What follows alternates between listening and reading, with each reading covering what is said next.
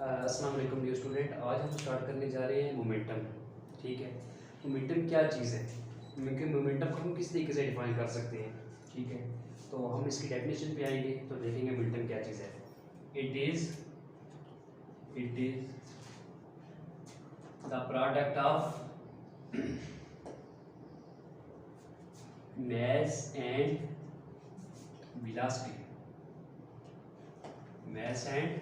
velocity of a body.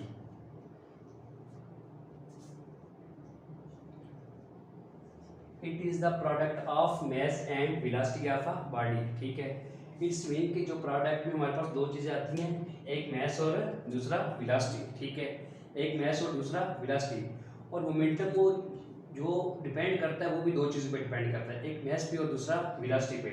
तो momentum को हम रिप्रेजेंट करते हैं पी से मोमेंटम हम किससे रिप्रेजेंट करते हैं, पी से। और इसका जो फार्मूला है P is equal to mv, यानी it is the product of mass and velocity. It is the product of mass and velocity. ठीक है, ये स्टूडेंट्स जो मोमेंटम एक वेक्टर क्वांटिटी है। वेक्टर क्वांटिटी है क्योंकि इसकी बहुत मैग्नीट्यूड भी है और डायरेक्शन भी है। तो ऐसी क्वांटिटी जिनको डिफाइन करने के लिए हमें बहुत मैग्नीट्यूड और डायरेक्शन दोनों की जरूरत पड़े तो हम उसको बोलते हैं वेक्टर। तो मोमेंटम भी हमारे पास एक ऐसी फिजिकल क्वांटिटी है जिसको हम बयान करने के लिए मैग्नीट्यूड और डायरेक्शन दोनों की ज़रूरत पड़ती है, तो उसको हम क्या बोलते हैं, मोमेंटम। तो स्टूडेंट अक्सर आपने देखा होगा कि हमारे पास एक टेनिस बॉल है और एक हार्ड बॉल है। तो अब आप दोनों हार्ड बॉल को और टेनिस बॉल को एक साथ फेंकें तो स्टूडेंट किसको आगे से रोकना आसान होगा। ठीक है, आप टेनिस बॉल को भी और हार्ड बॉल को भी आप फेंकते हैं, दोनों में से हार्ड बॉल को रोकना मुश्किल है या टेनिस बॉल को मुश्किल है। ठीक है, आपका जवाब होगा कि जो हार्ड बॉल है, ठीक है, ये जो हैवी बॉल है उसको रोकना मुश्किल होगा एज निस्बत जो टेनिस बॉल है। तो ये प्रॉपर्टी कि कोई भी बॉडी किसी भी बॉडी को कितना इजी है कि उसको रोका जा सके या कितना मुश्किल है कि उसको रोका जा सके, तो ये जो फिजिकल प्रॉपर्टी है वो क्या कहलाती है, मोमेंटम। तो स्टूडेंट मोमेंटम एक वेक्टर क्वांटिटी है, इसका यूनिट क्या होगा, p। ठीक है, यानी इसका मोमेंटम का यूनिट क्या है, मैस का यूनिट क्या है, किलोग्राम। मैस का यूनिट क्या है, किलोग्राम। और वेलोसिटी का क्या है, मीटर पर सेकंड। तो हम क्या कह सकते हैं, जो हमारे पास मोमेंटम का यूनिट क्या है, किलोग्राम मीटर पर सेकंड। ठीक है, अच्छा ठीक है स्टूडेंट्स, इसको हम लिख सकते हैं न्यूटन सेकंड। जो मोमेंटम को हम किससे शो करते हैं, p से। ठीक है, और इसको हम क्या लिख सकते हैं, न्यूटन सेकंड। न्यूटन सेकंड हम किस तरीके क्यों लिखेंगे, ठीक है, किस साल लिखेंगे। ठीक है स्टूडेंट, हमारे पास किलोग्राम मीटर पर सेकंड है। ठीक है, अच्छा इसको हम क्या काम करते हैं, इसको सेकंड से मल्टीप्लाई भी कर देते हैं और डिवाइड भी कर देते हैं। सेकंड से मल्टीप्लाई भी कर देते हैं और डिवाइड भी कर देते हैं। जाहिर है कि जब ये मल्टीप्लाई भी होगा और डिवाइड भी होगा तो दोनों ये आपस में कैंसिल हो जाएंगे, तो इस पे टर्म पे कोई खास फर्क नहीं पड़ेगा। ठीक है, अब स्टूडेंट ये जो सा s है, ठीक है, नीचे s है सेकंड, इसको जब हम ऊपर लेके जाएंगे तो ये हमारे पास बनेगा किलोग्राम मीटर पर सेकंड और पर सेकंड। ठीक है, ये जब s ऊपर जाएगा तो हमारे पास क्या बन जाएगा, पर सेकंड। ठीक है, और साथ हमारे पास क्या मौजूद है, सेकंड। ठीक है, is equal to kilogram metre. s minus one और s माइनस वन दोनों जब आपस में प्लस होंगे, प्लस होने के बाद क्या बनेगा, s minus two, kilogram metre पर सेकंड का स्क्वायर और साथ s। ठीक है, यानी हमने क्या काम किया, s को मल्टीप्लाई भी कर दिया और साथ डिवाइड भी कर दिया। तो और इस s को उठा के जब हम ऊपर ले गए तो ये क्या हो गया, s माइनस वन, दोनों को प्लस माइनस प्लस किया तो हमारे पास क्या आ गया, माइनस टू और साथ क्या है, s। ठीक है स्टूडेंट, ये टर्म देखें, किलोग्राम मीटर पर सेकंड स्क्वायर, किलोग्राम मीटर पर सेकंड का स्क्वायर, ये हमारे पास किसके इक्वल होती है, न्यूटन के। ठीक है, तो सो हम क्या लिख सकते हैं, momentum is equal to newton second. Momentum is equal to newton second. ठीक है, यानी हमारे पास मोमेंटम क्या है, मोमेंटम है it is the product of mass and velocity of a body. ठीक है, यानी ये मैस और वेलोसिटी का प्रोडक्ट है। ठीक है, इसको हम अगर मैथमेटिकली लिखना चाहें तो वो किस तरह लिखेंगे, momentum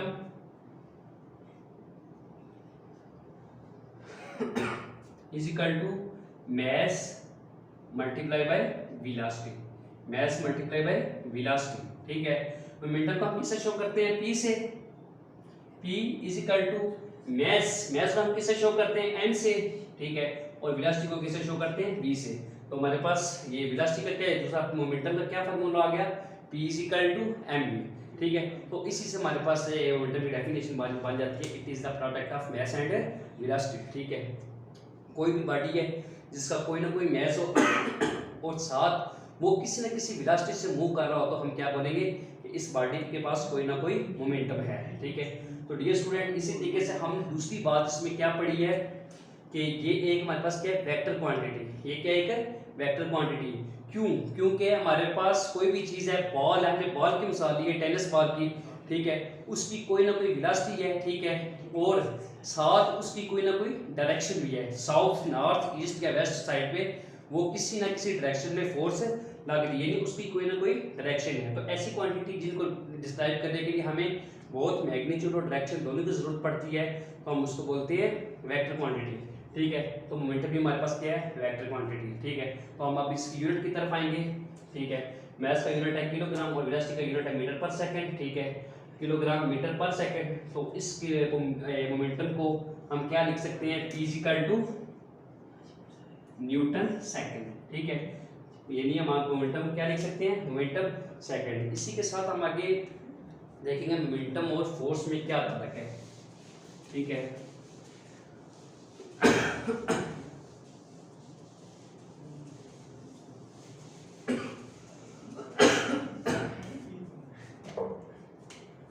momentum and force, momentum and force, ठीक है। इस आर्टिकल से हमें पता चल रहा है कि ये हमारे पास जो रिलेशन है ये मोमेंटम का है और फोर्स का है, मोमेंटम का और फोर्स का। ये स्टूडेंट सपोज करें कि आप किसी भी बॉडी पे, ठीक है, ये हमारे पास एक बॉल है, ठीक है, इसको हम नाम दे देते हैं ए का, ठीक है। ये चलता चलता आ रहा है, ये क्या हो रहा है? चलता चलता आ रहा है, ठीक है। जैसे हमने जब चलता चलता आ रहा है तो जाते जाते वक्त हमने क्या काम किया? उस पे फोर्स को इंक्रीज कर दिया है, ठीक है। जाते जाते हमने क्या किया? उस पे फोर्स को इंक्रीज कर दिया है। तो अब जब ये आगे चलेगा, वेलोसिटी होगी, इसका मास भी है, ठीक है, तो हम क्या बोलेंगे कि इसमें कोई ना कोई मोमेंटम भी होगा। तो इसका मोमेंटम क्या होगा? चेंज इन मोमेंटम क्या होगा? Delta p is equal to, यानी पहले हमारे पास वो किस वेलोसिटी से चल रहा था? इनिशियल वेलोसिटी से। जो हमने क्या काम किया? उस पर फोर्स लगाई, फोर्स लगाने के बाद उसकी वेलोसिटी क्या होगी? vf, ठीक है। यानी इनिशियल वेलोसिटी से वो चल रहा था, ठीक है, आगे जब फोर्स लगाने के बाद जो उसके पास फाइनल वेलोसिटी है वो क्या है? vf, ठीक है। यानी इसकी वेलोसिटी में क्या आई? चेंजिंग आई, ठीक है। तो ये स्टूडेंट हम देखेंगे कि इसकी मोमेंटम में क्या चेंजिंग आई है। डेल्टा का क्या मतलब है? डेल्टा का क्या मतलब है? चेंज। तो p चेंज इन मोमेंटम, ठीक है। तो इसका क्या फार्मूला होता है? mvf माइनस mvi, ठीक है। यानी change in initial final momentum, जो हमारे पास चेंज इन मोमेंटम होगा, यानी p is equal to mv, p is equal to mv, change in final momentum minus change in initial momentum, change in final momentum minus change in initial momentum. तो dear student, इसमें से हम common लेते हैं m, ठीक है। m को common लेंगे तो हमारे पास क्या बचेगा? vf minus vi, m into vf minus vi, ठीक है। तो ये क्या हो गया? डेल्टा p, ठीक है। ये स्टूडेंट अब हम क्या काम करेंगे? इन दोनों टर्म्स को, लेफ्ट साइड को भी और राइट साइड को भी, दोनों को डेल्टा टी से क्या करेंगे? डिवाइड कर देंगे, ठीक है। Change in momentum per unit time. Student आपने क्यों किया है? दोनों तरफ डेल्टा टी से क्यों मल्टीप्लाई किया है? मैथमेटिक्स में एक रूल है, ठीक है, कि अगर हम क्या काम करें, इन दोनों को क्या काम करें, अगर ये दो हमारे पास टर्म्स है लेफ्ट और साइड, उन दोनों को हम किसी भी एक नंबर से डिवाइड कर दें तो हमारे पास उस पर कोई खास फर्क नहीं पड़ता। तो ये एक ही टर्म है, इससे भी इधर भी डिवाइड किया और लेफ्ट साइड पे भी किया और राइट साइड पे भी किया है। अब ये दोनों काट देंगे इस तरह, इसमें कोई खास फर्क नहीं पड़ेगा, ठीक है। तो dear student, delta p divided by delta t, basically हम पढ़ने जा रहे हैं मोमेंटम और फोर्स के दरमियान क्या तरीका, हमने वो रिलेशन फाइंड करना है। एम स्टूडेंट आपने एक टर्म पढ़ी होगी सेकंड चैप्टर में, चैप्टर 2 में, कि the change in velocity per unit time is called acceleration. Velocity change per unit, velocity of a body change पर unit time is called momentum, sorry acceleration. ठीक है, तो स्टूडेंट हम vf minus vi divided by t, ठीक है, इसकी जगह हम क्या लिखेंगे? ठीक है, एक्सेलरेशन लिख सकते हैं स्टूडेंट vf माइनस vi की जगह हम क्या कर सकते हैं? एक्सेलरेशन को लिख सकते हैं। ठीक है, delta p divided by delta t is equal to m, और ये जो होल टर्म है हमारे पास, इसकी जगह हम क्या लिख सकते हैं? एक्सेलरेशन। क्यों एक्सेलरेशन लिखते हैं? क्योंकि हमारे पास change in velocity per unit time is known as acceleration. Velocity change in velocity per unit time is known as acceleration. तो हम इस सारी जो टर्म है उसके साथ हम क्या लिखेंगे? a। ठीक है, इस सारी टर्म्स की जगह हम क्या लिखेंगे? a। तो ये हमारे पास क्या हो गया? एक्सेलरेशन। ठीक है, तो स्टूडेंट चेक करें, change in momentum per unit time is equal to ma। ठीक है स्टूडेंट, आपने Newton second law of motion पढ़ा होगा।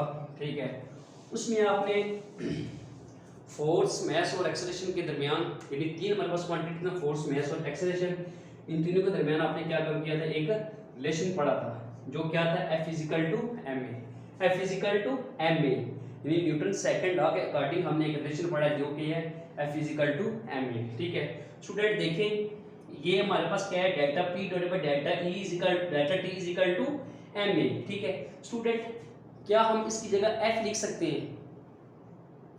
यानी हम ma है, ma की जगह हम f लिख सकते हैं।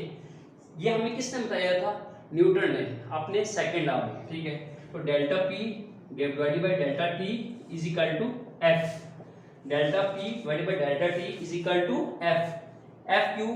f is equal to ma। हमने इस जो ये क्वेश्चन है लास्ट, इससे हमने क्या काम किया? इसका रिलेशन निकाला। तो हम क्या बोलेंगे? Change in momentum per unit time is known as a force. Change in momentum per unit time is known as a force. ठीक है, तो हम अगर स्टेटमेंट की सूरत में देखें तो वो स्टेटमेंट क्या बनेगी इसकी, जो हम लिखते हैं?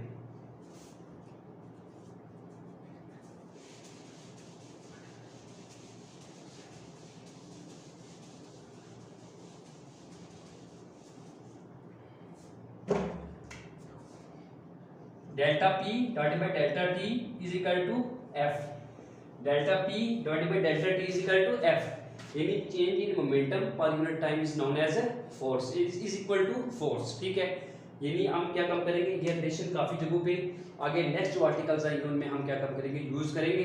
f is equal to delta p divided by delta t। हम इसको स्टेटमेंट की सूरत में हम इसको डिफाइन कर लेते हैं। The average force